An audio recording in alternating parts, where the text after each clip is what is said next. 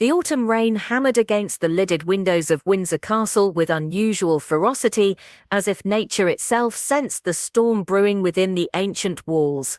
Queen Camilla adjusted her pearl necklace nervously as she descended the grand staircase, the weight of centuries of royal history pressing down upon her shoulders like a velvet cloak lined with thorns. In the blue drawing room, King Charles III stood with his back to the door, silhouetted against the grey morning light. His normally impeccable posture seemed slightly stooped, aged not by years but by the burden of knowledge that had kept him awake for 3 consecutive nights. "Your Majesty," Camilla's voice carried the practiced warmth she had perfected over decades of public appearances, though a tremor betrayed her inner turmoil. Charles turned slowly, his weathered face bearing an expression she had never seen before. Not anger, not disappointment, but something far more devastating, profound sadness mixed with an icy resolve that made her blood run cold. "Please, sit down," he said quietly, gesturing to an ornate chair that suddenly felt more like a witness stand than a seat. "Sit comfort." The silence stretched between them like a chasm, filled only by the relentless drumming of rain and the distant chiming of Big Ben echoing across London. Camilla's hands trembled slightly as she smoothed her navy blue dress, the same shade she had worn to Diana's funeral all those years ago. A coincidence that now seemed heavy with irony. "I know," Charles said finally, his voice barely above a whisper but carrying the weight of an executioner's axe. 2 simple words that shattered the carefully constructed world Camilla had built around herself. She felt the color drain from her face as her mind raced through possibilities, denials, excuses, all crumbling like sandcastles before an incoming tide. "Charles, the Spencer tiara," he continued, his voice gaining strength and terrible clarity. "The Cambridge lover's knot, the Saudi sapphire suite."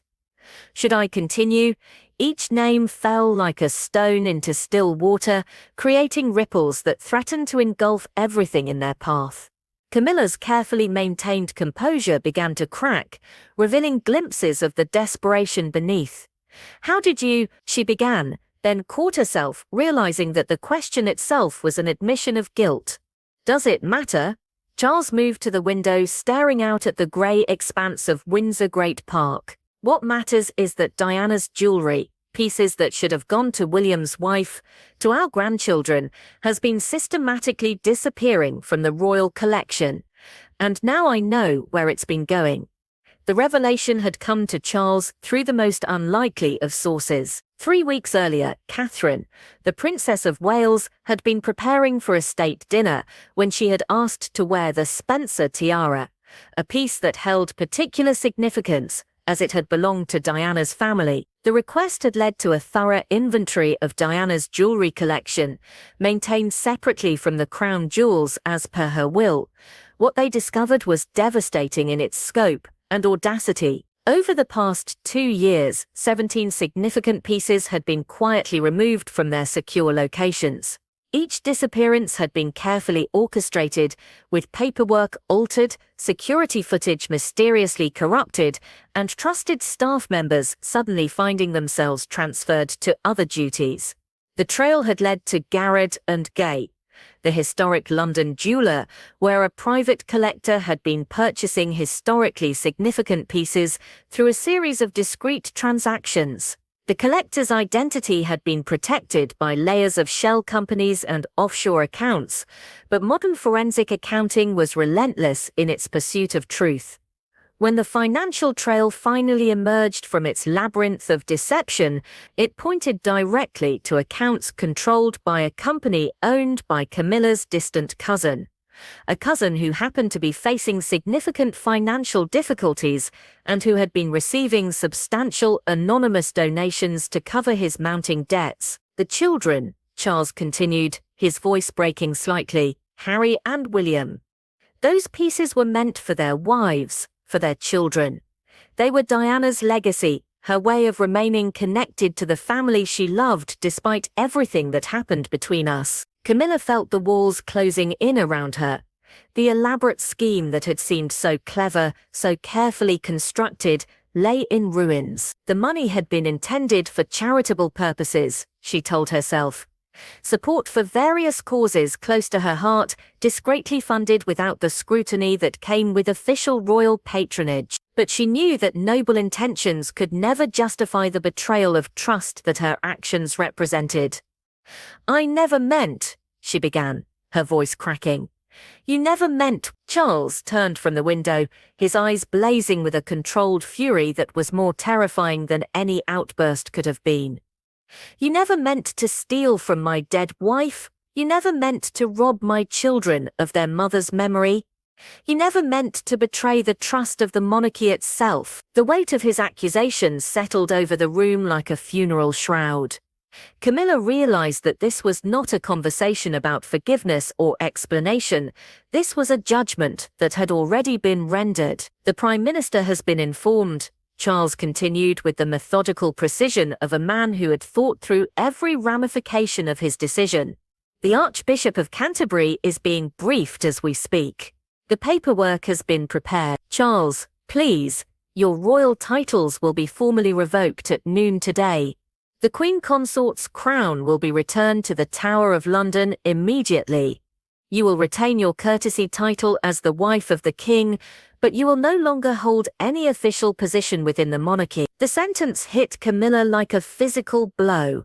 Everything she had worked for, everything she had endured through decades of public scrutiny and private struggle, was being stripped away in a matter of hours. The woman who had waited patiently through Charles's marriage to Diana, who had weathered the storms of public opinion after Diana's death, who had slowly and carefully rebuilt her reputation to finally claim her place as Queen Consort, was watching it all crumble in real time. "What about the public?" she asked weakly.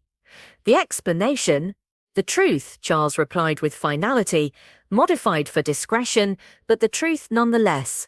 "You will be taking an extended leave of absence from royal duties due to personal matters requiring attention. The details will remain private, but your absence from public life will be indefinite." As if summoned by his words, a soft knock came at the door. Private Secretary Sir Clive Alderton entered, carrying a leather portfolio that contained the documents that would formally end Camilla's royal career. Behind him, two uniformed members of the yeoman warders waited respectfully, but firmly, a reminder that this was not a request, but a royal command. "The jewels that remain," Charles said as Camilla rose unsteadily from her chair, "will be returned to their proper places. The pieces that have already been sold." He paused, struggling with the magnitude of what had been lost. "Perhaps someday they can be recovered. Perhaps not, but they will never again be treated as commodities to be traded for convenience." Camilla moved toward the door with the slow, measured steps of someone walking toward an executioner's block. At the threshold, she turned back one final time, searching Charles's face for any sign of the man who had once loved her enough to risk everything. "I'm sorry," she whispered, the words carrying the weight of genuine remorse, but arriving far too late to matter. "So am I," Charles replied, and in those three words lay the tragedy of a love story that had consumed decades, destroyed relationships, and ultimately collapsed under the weight of its own contradictions. As the door closed behind her, Charles returned to the window. The rain had stopped, and pale autumn sunlight was beginning to pierce the grey clouds.